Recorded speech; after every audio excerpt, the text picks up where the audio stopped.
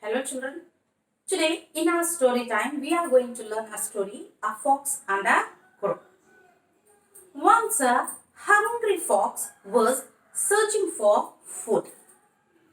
He saw a crow on the top of the tree with a piece of meat. The fox said to the crow, "You have a lovely voice."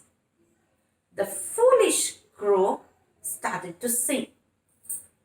The meat fell onto the ground. The fox quickly took it and ran away. Next day, the crow got some food.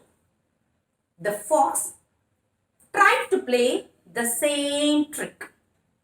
The crow ate the food and then sang. Hearing the song, the fox ran away. Did you enjoy the story, children? If you do enjoy the story, please give us a thumbs up and subscribe my channel. This is Learn with Geetha. Thank you for watching.